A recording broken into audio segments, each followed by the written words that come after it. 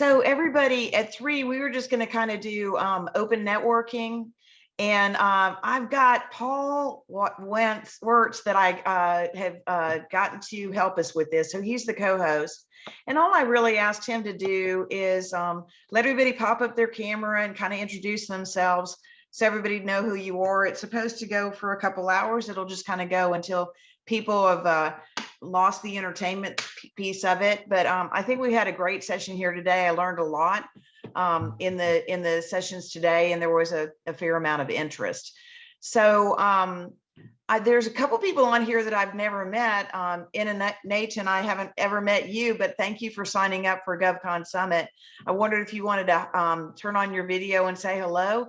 Tell us a little bit about who you are and how we can help you move forward. She may not be on. Hey, Melanie, pop your camera on. So Melanie has been organizing this event with me for quite a while. She's in Huntsville. Melanie, can you say hi to everybody and give them some wisdom of the day? Hello, everybody. It's been a great day.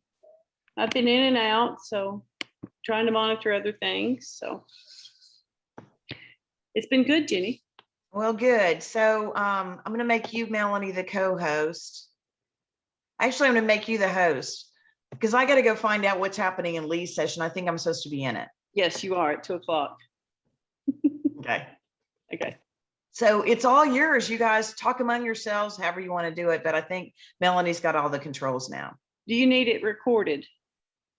No. I would go ahead and record. We'd probably get some snippets. Okay, will do. Thanks. Hey, Melanie, nice to meet you. Very nice to meet you, Paul. I'm going to go incognito again, but I will be here. Okay. So Okay. I'll just monitor and try to keep everybody in that wants in, and that's good. Okay. Okay. Well, very good. It's 3 o'clock. I'm going to call on some people. Okay. Oh, you went And out. if you're able to turn on your video and introduce yourself. And, I will. okay. I'll leave my video on. I'll just go on mute. Okay. Okay. Anitria, are you on? Can you turn on your video and introduce yourself? There we go. You're muted. You're on mute. One more time.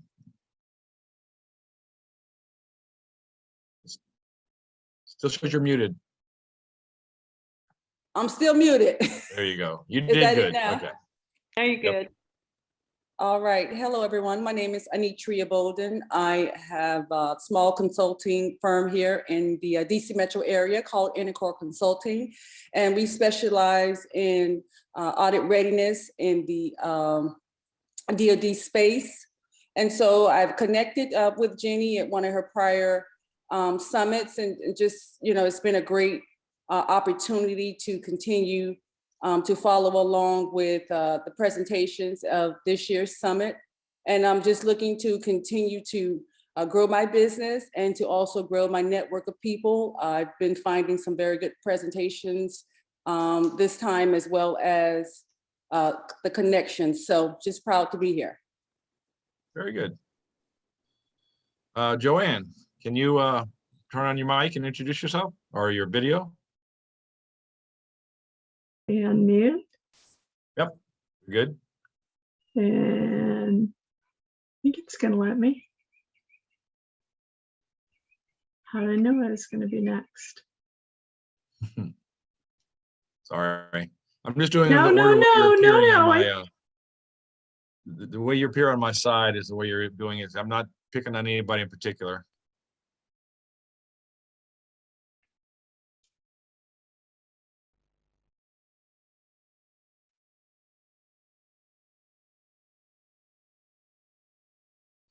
You're muted, Joanne. Hey, I can't get the camera thing to come on, so come back to me, would you? Oh, okay, sure. Thank you. How about you, Mike? Hey, Paul, how are you?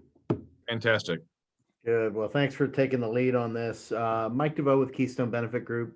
My background is Navy, Naval Academy, flew flew with the Navy for a few years in the mid '90s. Did an exchange tour flying with the Air Force. Figured I would go off and do what every other pilot did at that point and go fly airplanes for a living with the airlines and make a lot of money. And that worked out as planned until 9/11 happened. And then I found myself out on the street and kind of fell into employee benefit consulting. So kind of a, and never went back to flying airplanes. So, Wow. so it's been great to get to know people like Jenny and the folks at GovCon, and we work in kind of this little niche market, working with government contractors. And I'll tell you, it's I love it. It's funny. I ran into another employee benefit consultant that doesn't work in our space, and she's like, "Oh, I hate my clients," and I'm like, "Gosh, I love my clients. I mean, my clients are a lot of fun. We drink together, we eat together, we try to figure out problems together, and it's a really good group of folks to work, and they've got and everybody's unique. Everybody's doing a little bit different thing out there. So I love working the government contracting space. I love the kind of the what Jenny has put together in this GovCon community that's been built. Yeah, it's very nice. Very nice. Tracy, are you able to turn your video on and introduce yourself?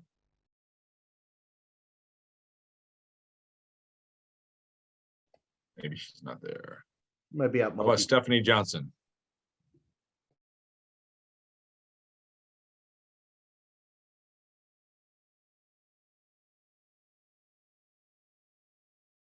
Okay.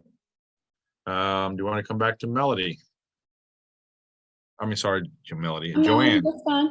Joanne, you're next. I don't know where Melody came from.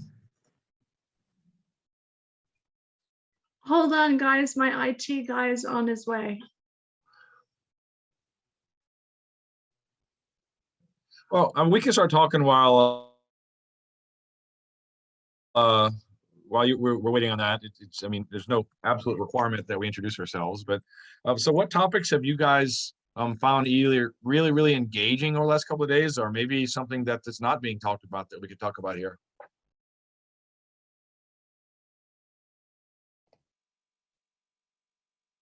How much of that did y'all get?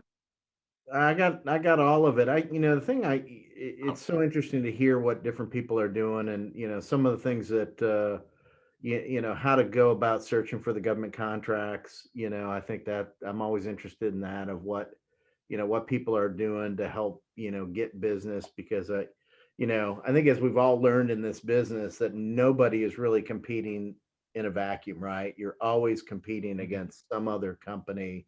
And so you've got to figure out what is your competitive advantage, because the reality is, I don't know of too many folks that have a patent out there that gives them exclusivity with a government contract. Most people are, they've got a capability, they've got, their niche, and they're trying to bring it to market, but they have to be competitive against those that they're, going. And then, watching companies go through the growth curve, that's really, exciting for me to watch that happen, because it just doesn't happen in a lot of other businesses, right?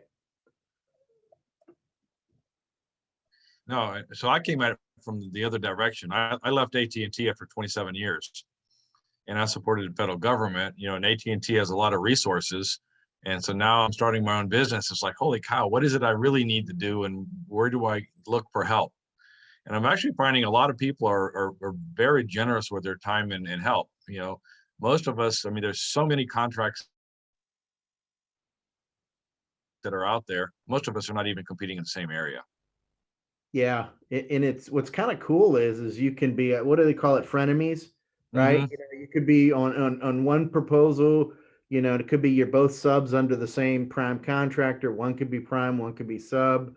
It's a lot of there's a lot of working together, even though you're even in the same niche. And the reality is, there's so much work out there for companies to go after and get, that there's just so much opportunity out there. I think folks just need to kind of, at some level, they need to focus themselves in and say, hey, what can I do? So I'm very exclusive at what we're going after. And I have seen this with some of my clients over the years, is some of the best contracts they got are the ones they didn't get because it wasn't a right fit or the cost Yeah. was, somebody came in way under them. And that's what I think folks need to do is realize, hey, where is my, where is the point that I can bid on a contract, be competitive on it, but still help my company grow. Yeah. I've seen clients bid on contracts that, they knew there was follow-on work. They had inside intelligence, so they took a loss leader on, being aggressive on that initial bid because they knew there was future work to come and they were going to make money. But I think initially it's, we kind of, everybody in business is like, hell, anybody that wants to talk to me, I am ready to talk to, and you'll take any piece of business that's out there. And then you do a couple of those and you're like, well, that didn't work so well, or that was a complete waste of my time. And I think that's what's great about having this group of folks that you can talk to and say, go talk to Jenny and say, hey, I'm thinking about bidding on this piece of business. And she might tell you, that is not in your lane, or Yeah. what, go after it. It's the right fit for you. And if you don't go after it, you're gonna regret it. Anitra, what's your experience has been like? Yes, I'm glad you said that. I did throw something out there in the chat, building and maintaining relationships. It's been 50-50. I have come across people who have been open, but more often than not, let's say on trying to link with people in my same industry, we would be competing for the same type of work in some areas. It has not been a let's connect and let's build. It's been I'll have a conversation and that's it. So yeah, it's been, in some cases, the exact opposite. In other cases, it's been very welcoming. Let's sit down, let's see what we can do, how we can fit this in, and even, provide insight. So it's kind of been 50-50 in terms of people wanting to help you and then people just entertaining. No one has time for entertainment. Yeah. How long have you been doing it? Oh, I've been doing this since 2014. So it hasn't been a very long time. But at the same time, I've been, very diligent with continuing, to reach out to people and just, trying to build and then, you're knocking on doors. You spend a lot of time knocking on doors and, people just not interested. So, but you have to know when to say, okay, I won't knock on that door again. When persistence, when you need to basically stick and move is, is what I'm learning. Yeah, that's a hard thing to know because at some level, it's like when people want to talk to you, it's like, okay, I want to keep talking to them. But at some point, and I think there's a point in this business where it's like you want to give, right? You want to be open and help people. But at some point there's the point where you got to say, okay, we've had a bunch of dates here. We need to go to the next level. And for you, that may be a point where you just say, hey, happy to connect if you reach out to me, but we've got to, either there's some opportunity for us to work together or there's not, and I think the other thing that's, is really the community is huge. If you think about the government contracting community that's out there, it is massive. That you can do. So at some level, you kind of almost got to say, who should I be working with? And if somebody, if you have a bunch of conversations with the same person and you just can't move it forward, I think at some point you got to go to the next relationship. Not that not that you wish them anything other than well. It's just, certainly. Yeah, you're running a business, right? You've got to, and time is the commodity that you cannot create more of. Exactly. But so I keep pushing and I keep building. And, this is another opportunity to continue that with building and in all areas, more than so just winning work, but just knowing and understanding resources that are out there. So I think this is a very good forum for business owners and also people who are not into government contracting, but may have, business that may support a government contracting community. Yeah, I agree. It's funny having people like Jenny out there that puts this kind of environment together for people. This is additive, right? It's not like where you're talking about having these conversations where you don't get anything out of it. You know, I've been going to sessions over the last several days, and every day I've walked away with a couple of things that I didn't know before. And so that's really valuable. Now it's a lot of time, Yes. you know, it's a lot of time, but I think it's good for us to focus on that and then, you know, get back to focusing on business. Yep. Certainly, certainly. Certainly. Now, Paul, you're just starting out, so you left AT&T and you're looking to get government contracts or already have them? So I left AT&T last year, and I was doing some consulting for another startup, and she decided to go one way, and I didn't necessarily like the way she was going. So that's when I said to start my own business. Kind of to your point, you know, when you say I hate my customers, then you're doing something wrong. Yeah. I'm going to do the stuff that I like and the stuff that I have fun at. If I make money, good. You know, I got my pension from AT&T, so my needs are not as great as they used to be. So I can focus more on doing the stuff that I like now. I've got 7 children, and Wow. I got 2 that are still at home. So that's what was coming in a minute ago. She just got home from school. So I got a 12-year-old, and the joke is I got a 66-month plan till she's got to leave the house and I'm moving. So it's got to last for about 5 or 10 years. And you know, but the staying power, really, to be honest, when you're so small, is to build that relationship with the more experienced companies, or if you have your own relationship that you can leverage and you have your own connection, you know, that is definitely the best way to go. But outside of not having your own relationships, I would say just building with those huge companies, you know, the prime contractors, but, you know, that's not always easy. Right. So that takes time to get in and navigate and identify who the key players are, and then continue to have conversations or what have you with those players. So it is definitely a seek and find business. That should be a topic.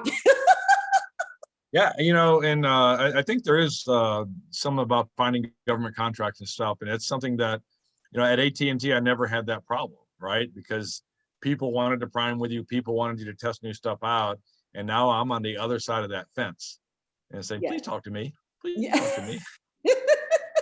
Hey, Yeah, so you had the Stephanie, thanks for joining the conversation. How are you today? Oh, sorry, go ahead. No, I said you had the privilege of having that big recognizable brand. So that's the difference. Yeah. In fact, somebody tried to hire me a while back, and they said, how do you get appointments? And I was like, it's never a problem getting an appointment when you're AT&T. Ask me how I sell stuff, because that's a lot more difficult. But because AT&T was never the cheapest one. Right. So Stephanie, thanks for joining. You want to introduce yourself and jump into conversation? Sure, since I'm a little more appropriate dressed, but it's the same dress. I just fixed it from this morning. Some people know what I'm talking about. Yeah, we were on that call. All good. We're all friends. Yes, I'm Stephanie Johnson, the owner of Simmons Johnson Consulting, and my company's 4 years old. I've had the benefit of getting contracts at the local level here in the Houston, Texas area, primarily in disaster recovery, which sounds kind of logical, right? Texas, hurricanes, freezes, floods, everything. So that's where most of my contracts have been in. Lately, I did get some work in other states, New York and Missouri and Kansas. And I mentioned that to say, since we're talking about contacts to contracts, in this year, someone reached out to me that I hadn't spoken to since 2019. We met for the first time in 2019. Um, she was at a company, a big company that did disaster recovery work. And then she left, and I didn't hear from her at all in 2020. And then in February of 2021, she contacts me and says, "Hey, we need some CPAs and some accountants for this COVID-19 work." So this contacts to contracts, I have seen that it actually, I've heard it may take a year or a year and a half. And that's exactly what happened in this case. We met and she remembered me and she called and bam, I have a contract.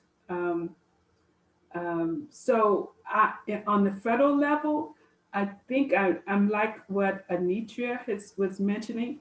I'm in that process of knocking on the doors and trying to get meetings, although I'm not as good as getting meetings. There's a part of me that's like, oh, I hate contacting folks, but I have to get over that and just barrel through. And why? Because I've seen that it happen and I've seen that it works. So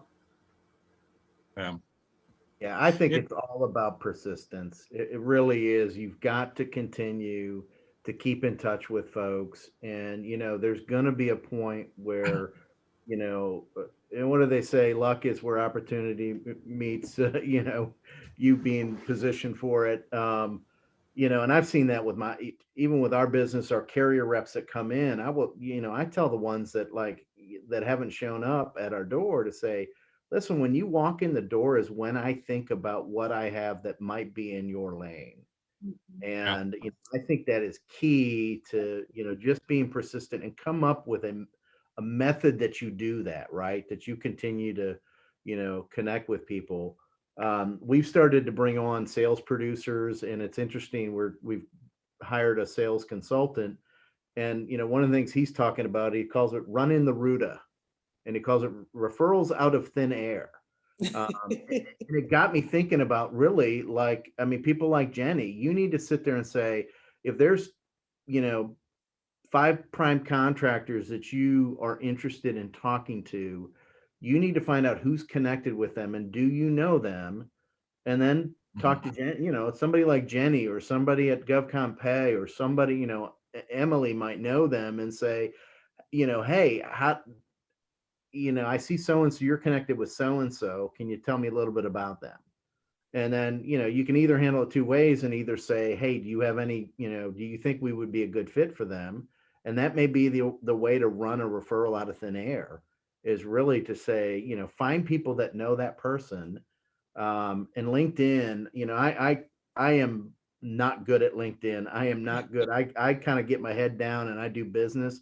But, I had one guy tell me, he said, if you look at the number of government people, employees that are on LinkedIn, he said the numbers he said, you know what the percentage is? And I'm thinking, maybe it's 40, maybe it's 30. He goes, it's like 70%. And he said, listen, if he said, your customer base is built of government contractors like me. Listen, if the government people are on LinkedIn, guess what? The contractors are going to be on LinkedIn. You need to be on LinkedIn. So, I think you can build that kind of referral out of thin air by just figuring out who you want to get connected with, figure out who in your circle of influence. And I'm sure it's bigger than you imagine. And try to get them to connect you. And that's where I think folks like Jenny and folks like the GovCon Pay or folks like, Cordia, they're all going to know, somebody's going to know somebody that is in your kind of sphere of influence. So being on LinkedIn, there's, the sphere of influence, like you said, sometimes you benefit just by associating. I was trying to meet a base commander at Arnold Air Force Base a couple years ago, and this guy I was connected to hadn't updated his profile. So I reached out to him and said, hey, now this is a guy I had never met. We just connected on LinkedIn and exchanged a message, but never met. And I said, hey, I'm coming to Arnold Air Force Base. I'd like to meet with you. And he says, I'm no longer the base commander. Let me connect you with him. So he gives me a warm handshake with the base commander, who is more than happy to meet with me because a former commander, just you put me in front of him. So you can use LinkedIn like that a lot.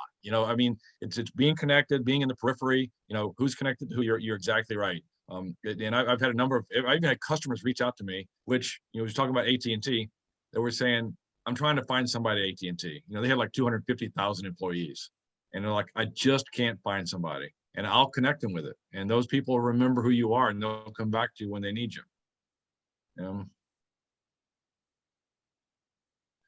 Let's see. Emily, how are you doing today? I'm great. How are you guys? Very good. So we're just talking about government contracting and what's going on. So how do you fit in here? Hi, Melanie. How do I fit in? I don't really. And I saw some of your stuff yesterday or the other day. So I worked in government contracting for a long time, and in small business. So I agree. Where LinkedIn, the Naval Air Systems Command and the Navy. I agree. LinkedIn is a great way to connect with people and find government people and learn about your customer and stuff. Yeah. Very good. It's just, there's not enough time in the day to do everything sometimes, right? You just got to be really focused, and, maybe when you go on LinkedIn, just do some key searches and know the key people, and set a timer on your phone so that, you don't spend 2 hours on there and realize your day's gone by. That's true. That's true. They do have a really good app on the phone. Yeah. So So Tyler, I'm just kind of listening in. Yeah. Okay. Hi, Melanie. I saw you said hi. You have any questions for me, let me know. Will do. Will do. Go ahead, Tyler. Oh, so I was on a little bit earlier when we were doing some of the other portion of it, but I always love networking events. There, what else do you do during COVID? You get on and do networking events. Earlier I was talking about for the people that were on earlier. I made a switch to cyber over the past couple of years. I spent my last year, well, it was about a year and 6 months now, down in the Fairfax, DC metro area with the Army. We did a mobilization down there for supporting of one of their missions, and that was my first kind of introduction to contracting as far as for a lot of the cyber operations thing. And it was just a totally different world than I was used to. I did a lot of federal tech work prior to that. And so it was just very cut, paste. This is your job. This is how you do it.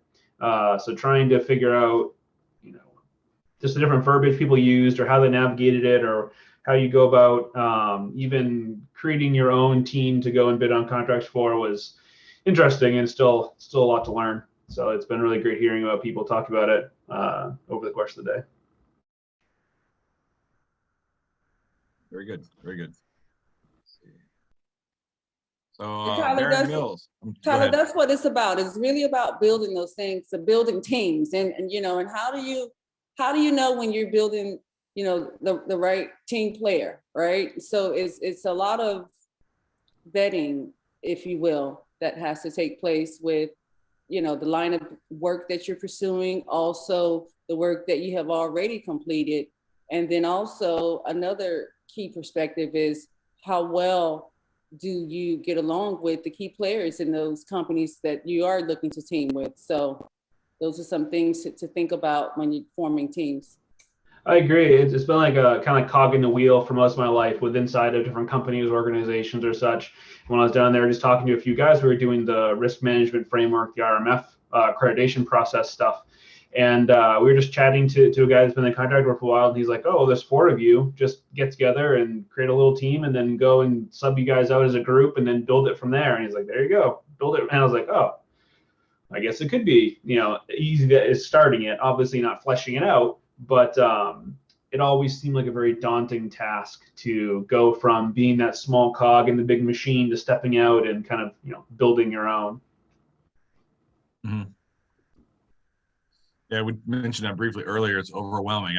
I came from AT&T where they did everything from me, and now I'm doing everything myself. And It's a There's big a lot of change. stuff gets left on the table at the end of the night. It's true. And people tell you all the time, it's like, it's the only way to get out of the rat race is to create something that you own, or, share with others and create your own hours and generate your own business and the passive income kind of thing. And, I mean, it's a hard truth to realize sometimes, that it's like, oh, it's comfortable having somebody give you your prerogative and do what you need to do. But sooner or later, if you want to get to where you want to go, you have to make that large step outside of your comfort zone. Hey, Baron, you want to turn on your video and join the conversation? Introduce yourself. Yeah, you bet. Real quick. Yes, I didn't know if there was two different little networking groups going on or just one, because on the WOVA thing it said Veterans Connection Networking. I didn't know if that was the same thing as what this one right here is or not. But for those that don't know me, which I think is most of you on here, which is pretty rare for me, but that's good. Baron Mills, I'm in the Orlando area. I retired from Marine Corps 5 years ago. And part of me trying to figure out what to do myself right now is I'm the executive director for FAVOB, which is the Florida Association of Veteran-Owned Businesses. So I got connected to when I was leaving or back end of a program management job in 2017 is when I first got connected to Jenny, and we've maintained a relationship since. So I've always been made sure myself and good parts of FAVOB are a part of. You don't know it, but you got members of FAVOB throughout the conference this week and so forth. So what I mainly do is I connect people. What I heard you saying there yourself, Paul. I connect people. I focus on transitioning military members, employment, and entrepreneurship. I did modeling simulation here in Orlando, so I still got some of those connections within PEO Stride, PM Traces, NOC TSD, and so forth. Yeah, PEO Stride is huge. But I've certainly got myself much more spread across the state now with my role, and focused trying to get away from just focus on government contracting. Very good. Yeah, I seem to be the only one. I met Jenny like less than a month ago, so it seems like you guys have all known her for a while. Yep. Jenny's awesome. She's definitely the Oprah of government contracting. Yeah, we got on the phone and we traded emails, and her and I talked. I think we were talking for more than an hour the first time we talked. And it was good. She's a great lady. So I missed what you said, Paul. Where do you work? So are there any other topics you think are any other topics you guys wanted to talk about besides the small business government contracting, the tricks of the trade, or different things out there?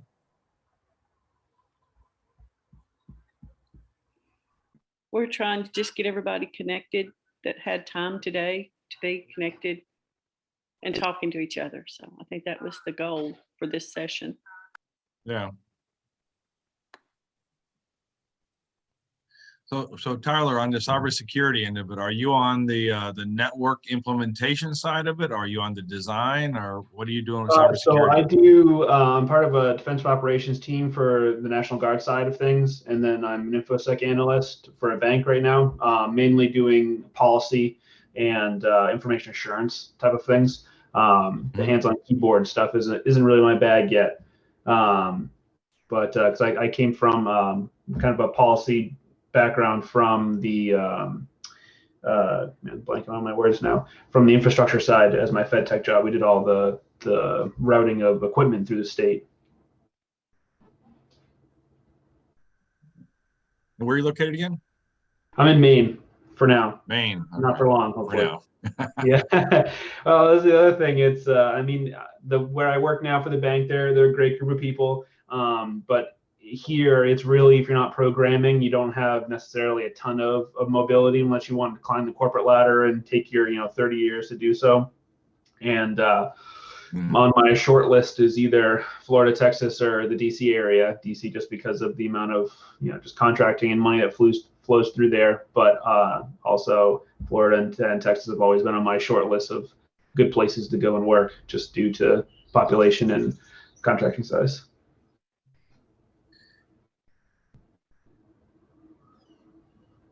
Yeah, I would choose Florida over DC. Yeah. Yeah, I mean, a lot of people seem to be from the Florida area. It's definitely become a more of an interest lately, just due to how they've been running themselves, how they marketed to veterans and to the cyber and tech overall. They seem to be just kind of like running full speed into that kind of line of work, which is great to see. What kind of DoD stuff do you do, Anitra? Audit readiness, dealing with, so preparing agencies to pass the financial statement audit. So the auditors come in and they tell you, tell the agency what's wrong with how they're running their systems, the operations, the financial impacts to those deficiencies. And so one of our main lifts is basically gathering all of those deficiencies and managing that from a program management perspective. Okay, this is where we are. This is a huge lift with what's outstanding, what's the progress thus far. So, and we do look at like the audit readiness piece. So basically preparing you to sit with that auditor, and that auditor tells you what's wrong. And so you're prepared and you understand the expectations of what's going to happen during that audit. So we kind of meet with them and prepare them for the meeting with the auditors. Do you ever work with DCAA? No, have not. Would they be on the other side of the fence? That would be the other side for me. The other side for me. Yeah. So it's, yeah, so it's just basically, you know, and when I say readiness, do everything in terms of mapping out your processes, putting the controls in place for the processes, understanding how to respond to the auditor, and just basically putting you in a position to where you're comfortable and you can go through the auditor and provide the information that the auditor seeks during that actual process. And so, but, you know, so we're supporting a global agency right now. So the auditors are coming in and going to all the sites globally. So, wow, you know, we have a hand in on the preparation for that audit. So, but, you know, it's a huge lift, and it's a huge financial impact as well. So, but eventually the agency will get ready, but at the same time, you just do the best you can, you know, with your level of expertise. And so you just present it, and, you know, we're having a good time with it. And, you know, we're learning new things and being as innovative as we can during the process. When the agency opt to go and seek a new software, well, guess what? We had to be the experts in helping the agency utilize that software to the best of their ability to track all of what they call their deficiencies. So, you know, we have to be one step ahead and be the experts, even when we're sometimes not the experts, but we have to have the employees to be able to be innovative and want to be able to assist. So, but we're having a good time, but we're looking to grow. I mean, I think that's a good point, being one step ahead. You know, when you're one step ahead as a small company, you think that's barely making it, right? But like the little bit of consulting that I've done, a lot of these companies have 1,000 things going on. So you being one step ahead in one area means that's something they don't need to worry about. Certainly. So, you know, as long as they're able to depend on you for being, you know, aware of things. You know, some of these large companies are having staffing problems. Some of them are having, like with AT&T, they were doing huge reorganizations, and then they just sold off part of their federal group. So the guys on the federal team, they don't even know where they're sitting now, much less how to focus on some of the stuff that they have to get done. So kudos.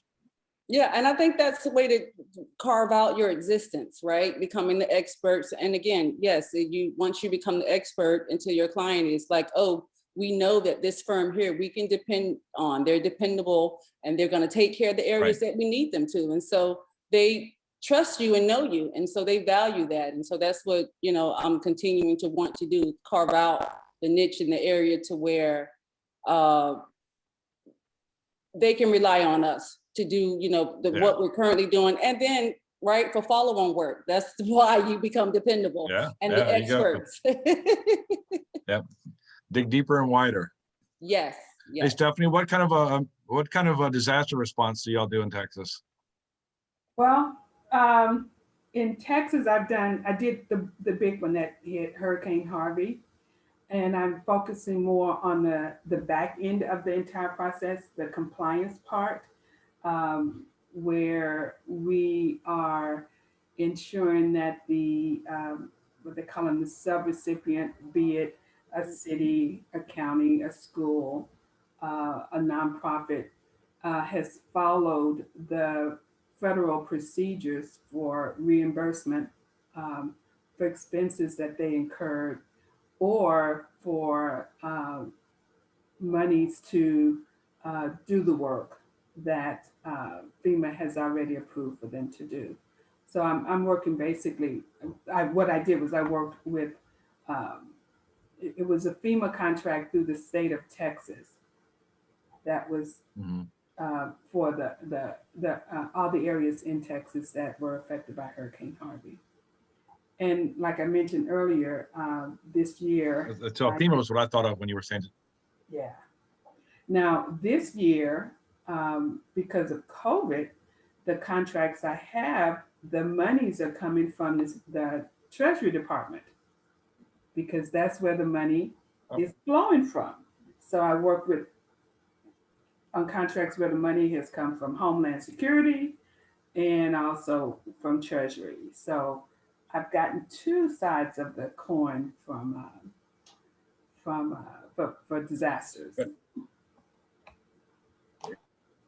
Nice.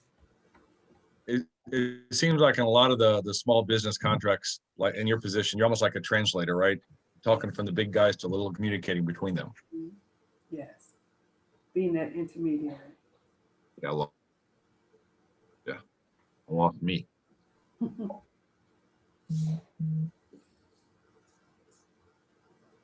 Paul, if you're speaking, you're frozen. Yeah, sorry about that. We don't want you to be frozen. You'll have to repeat it, Paul.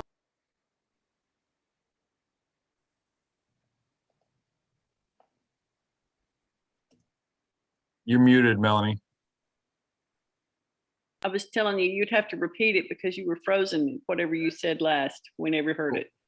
What I was saying is that a lot of small businesses also wind up being in a period of like they're the translator, right? You're speaking from the big guy to the little guy because you focus on an area. And that seems like what Stephanie is doing, where she knows these things and the local city may not have ever done it before. And you could almost be like a traveling person going from town to town, helping them out because you're developing this very special set of skills. And that's exactly what is happening in the state of Missouri, because in addition to Harvey, I'm currently working on contracts through this, the state of Missouri and the state of Kansas. Then I have another client in Brooklyn, New York. But in Missouri, what we found was, these counties got monies from the state or Fed, and they didn't even have the infrastructure to know how to handle the money. Some of the people we have to work with, they don't even come into the office every day. Well, forget about coming into the office. They don't even work every day. They may only work 2 days a week. They may not even have a full-time job. And they have no idea what goes with handling the money, from a federal perspective and all of the guidelines and rules. So you're right, it's very interesting to encounter those types of clients.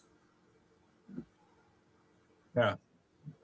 It's you sometimes assume people know what they're talking about, and you assume that people are aware, but when you get into the conversation, you realize that you're much more familiar with the lay of the land than they are. Mm-hmm.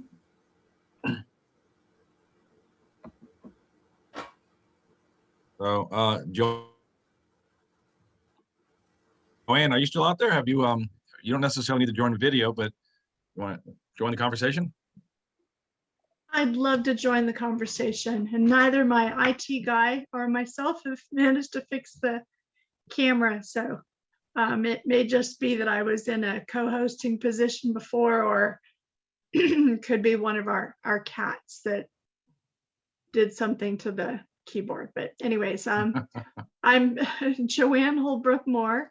I've had the privilege of knowing Jenny Clark since, oh goodness, 2010, give or take. Wow. I'm retired Ernst & Young, government contracts out of Atlanta. I've been to all of the EMY buildings in the United States.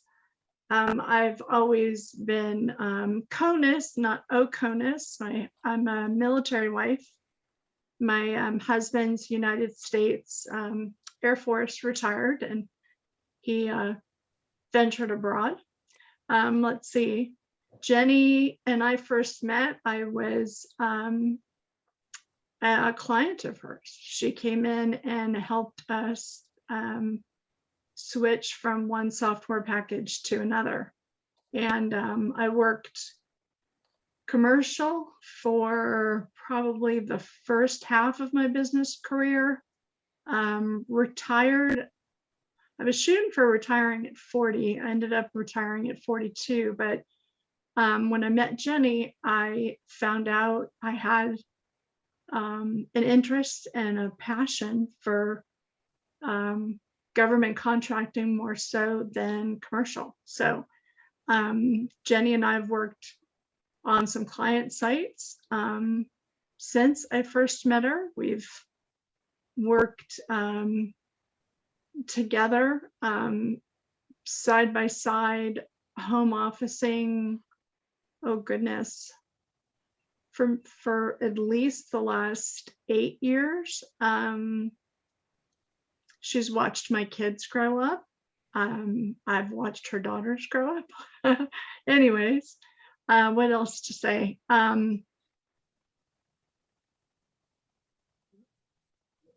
I've never been good at tooting my own horn. So sorry, guys. It's easier when I meet people, I think, than this side of me. I've never really been really great about talking about myself, but I've had the pleasure of knowing Melanie Yurda and her husband when we've had our GovCon shows way back in the day in Huntsville. I met Joe and Melanie there. I met Emily Harmon a couple of shows ago down in Florida.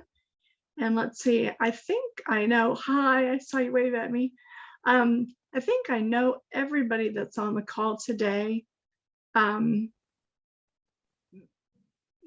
if you don't know me, I've heard one or more of your presentations. I think with the exception of Tyler Perkins and of course, Paul, that'd be you. So I'm gonna stick myself back on mute because I'm losing my voice, but I kind of also, one last thing, I guess over the years, I've kind of called myself Jenny Clark's mini me.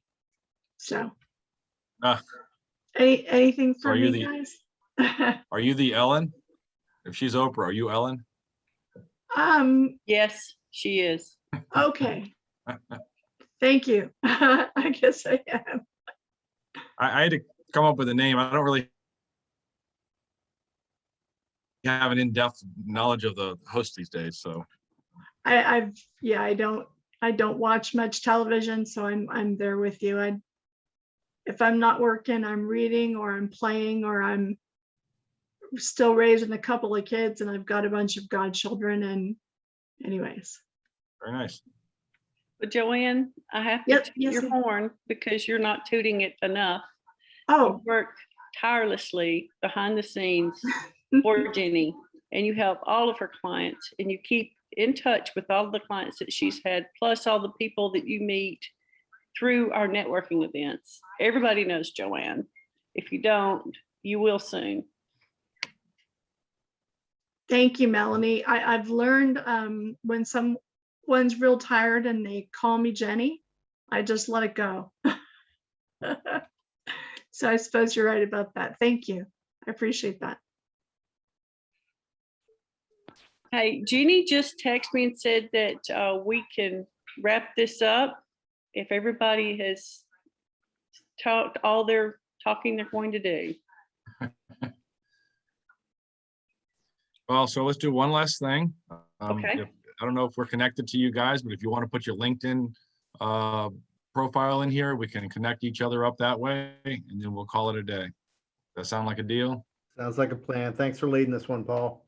All right, guys, it's been a pleasure for me, and I'm certainly looking forward to connecting with everyone, and hope you will also continue to enjoy the remainder of the summit. Thank you very much. Have a great day. You too. Thanks all. Take care.